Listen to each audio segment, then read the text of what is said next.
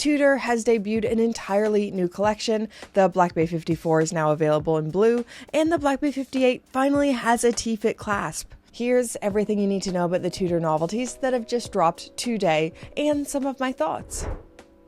Starting with the biggest news, in my humble opinion, the introduction of an entirely new model family as Tudor celebrates 100 years since its founding. The Tudor Monarch bears the name of a historical model, distinctly Tudor in its heritage, in a very modern execution. Everything is new, so new case, bracelet, dial layout, and movement. Let's start with what we can see. The case is very interesting, almost Grand Seiko-ish, so razor sharp lines, mostly satin finishing with polished accents, and there seems to be a little cutout, an indent at the 9 o'clock. I have an appointment with Tudor on Thursday. I think that's an interesting design choice. I will be asking about that. The dial is in a dark champagne or papyrus color with vertical brushing.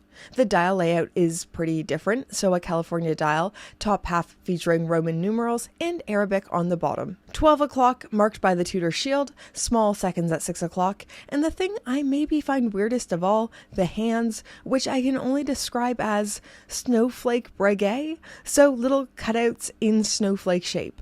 Design-wise, this is somewhere between dressy and sporty, and has modern proportions. So a case diameter of 39mm, thickness of 11.9mm, and 100 meters of water resistance. This has a brand new in-house caliber, the MT5662-2U, which is META certified. They added some decoration to the movement as well to celebrate 100 years, Côte de Genève, perlage, and an 18-karat gold inlay on the rotor. Opinion, I would say this isn't for me. I'm a bit more classical. I like dress watches to be full-on dress watches and sports watches to be a bit more built for purpose, but I think this is going to be pretty popular. The price is worth talking about. I think this is going to rub people wrong, retailing for £4,600, which is punchy for a time-only model. I don't think the price is unfounded. I just think the cost is coming from additions that watch enthusiasts don't usually care about, like a bit of gold on the movement. I don't think it's unfairly priced. Once again, everything is entirely new. R&D costs money. It was a risk. I think this is an aspect people will still talk about, and rightfully so. Moving on to the news I am the most excited by, the Tudor Black Bay 54 is now available in blue, and it looks like a new shade of blue for the brand, almost a bit more indigo and jewel-toned, really rich.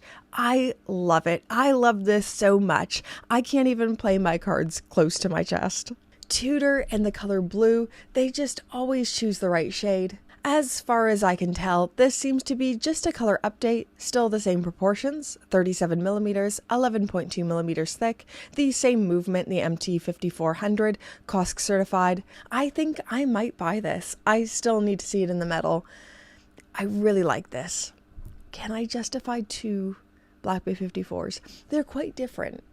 Next up, the Black Bay 58 seems to be twofold. There have been some big additions, and the Black Bay 58 Blue seems to be discontinued. So the Black Bay 58 has finally received the T-fit clasp, now available on the 5-link bracelet. Finally.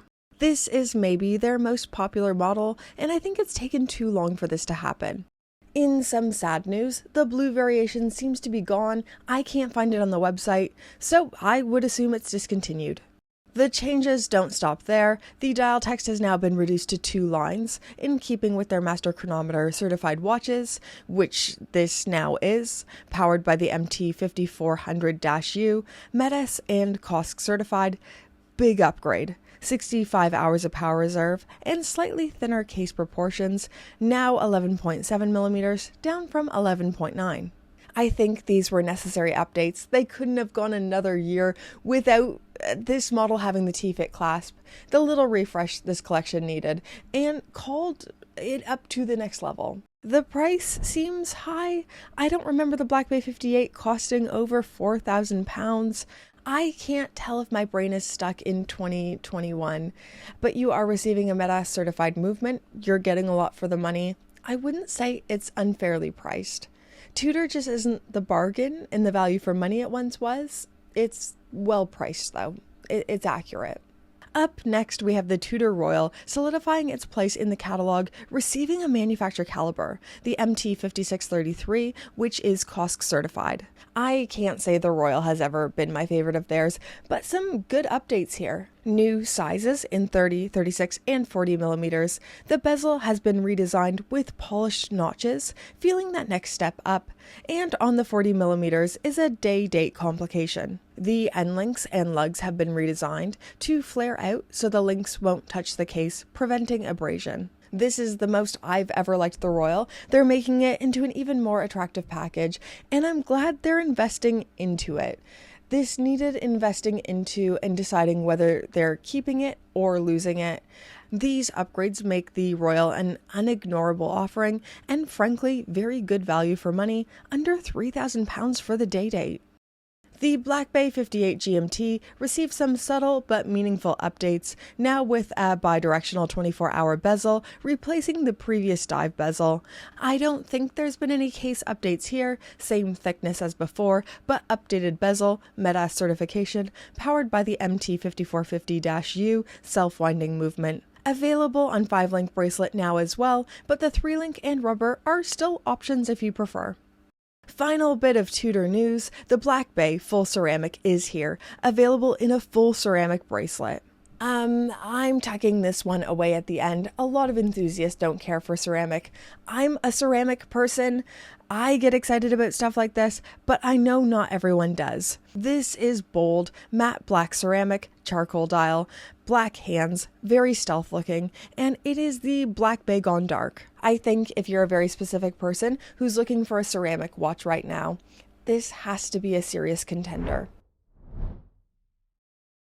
You know, like many enthusiasts, every year I'm more excited for Tudor than Rolex. We knew this year would be big, celebrating 100 years. I think I had specific things I wanted to see in my head and models I had invented in my head that I need to let go of and embrace what they've done. Overall, awesome year, great offerings, and I think it is further solidified the Tudor catalog.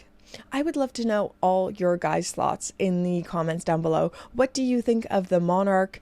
Do we love it? Do we hate it? This is a conversation, and your thoughts are my favorite part of making these videos. I am shocked the Black Bay 58 Blue is gone. I did not see that coming, and now I'm going to be obsessed with the Black Bay 54 Blue until I get one, probably.